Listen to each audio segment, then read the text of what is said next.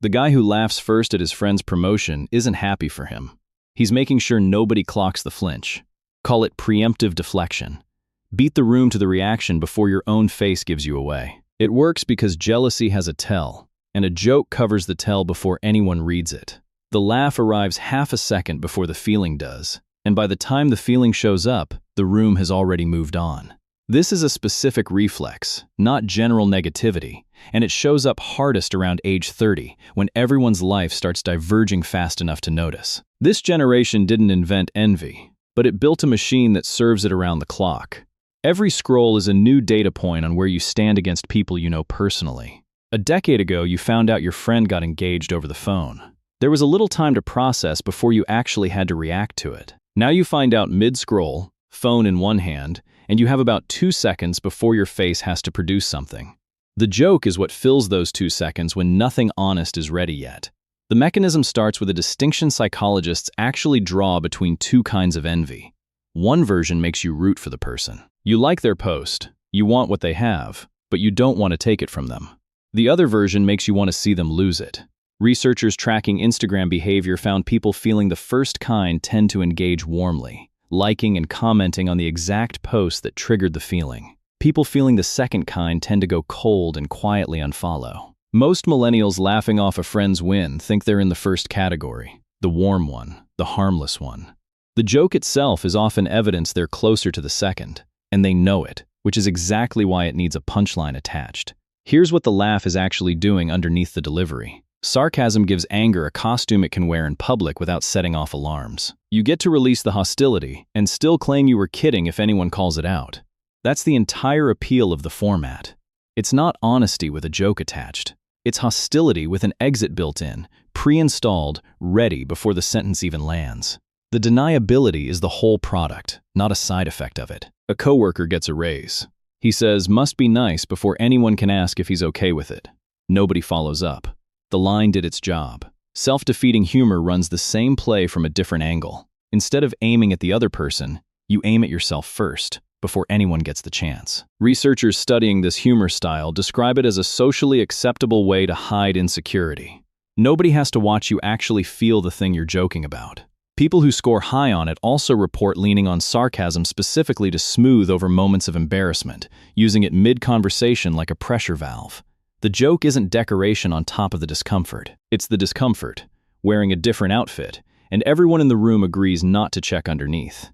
His best friend posts a proposal photo.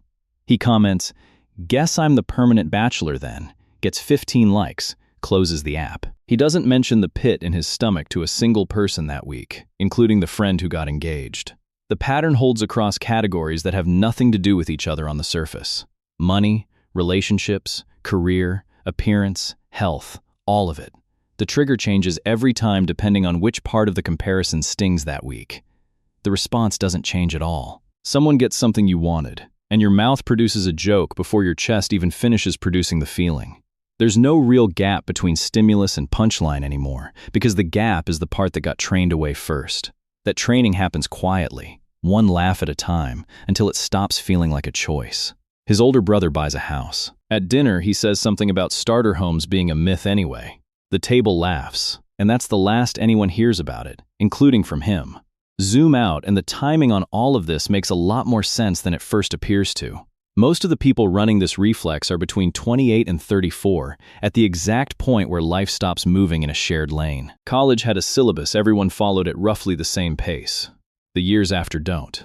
One friend's on a second promotion, another's still temping.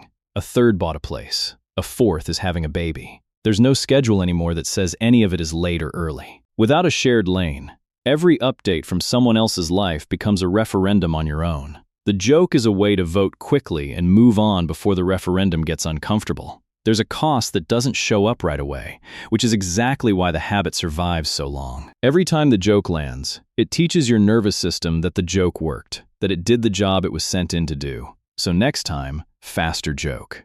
Less delay between the sting and the punchline.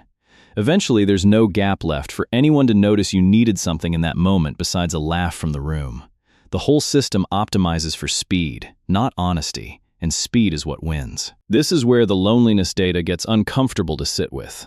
Of the major humor styles researchers track, self-defeating humor is the one most tied to isolation. More than aggressive humor. More than plain self-deprecation used lightly and occasionally at a party. Not because the jokes push people away on contact. They usually land fine. Because the habit quietly removes the one moment where someone could have moved closer instead of laughing along. Every joke that works is a door that almost opened, then didn't. His ex gets visibly healthier, happier, better at life without him in it. He tells people, "She really said thrive without me," noted. Everyone laughs. Conversation moves on. No one asks what he's actually sitting with underneath the line, and he never volunteers it. There's one more layer worth naming before this wraps up. The people using this reflex the most are often the ones who describe themselves as fine, genuinely fine, not in denial about it. That's part of what makes it hard to catch from the inside. A defense mechanism that felt like defending would get noticed and dropped. This one feels like personality, like just being quick, like being the funny one in the group chat. The label funny one does a lot of quiet work here. It reframes a coping strategy as a fixed trait, something you are rather than something you're doing.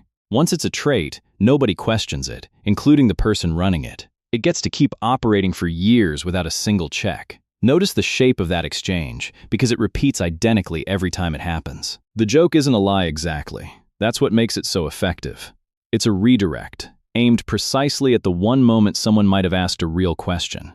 And the redirect has a specific target, more specific than it looks from the outside. It's not really aimed at hiding the envy itself. People can usually tell when a friend is a little jealous, and mostly they don't care much. What the joke actually protects is the appearance of being unbothered by any of it.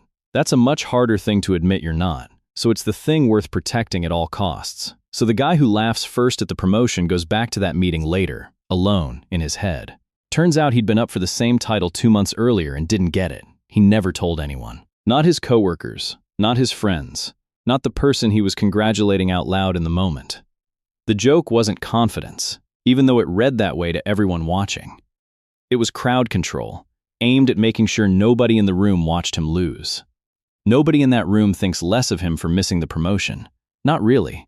That part was never in question. What they don't get is the chance to say so, because the joke closed the conversation before it opened. That's the actual price of laughing first, not the jealousy itself, which everyone has and nobody's shocked by. The version of you that never gets to be comforted because it never got to be seen. Not a flaw exactly, not a character defect either, just a habit built for speed instead of honesty. Speed doesn't leave room for anyone to catch you, which was always the point of building it that fast. If any of this landed, there's more of this on the channel.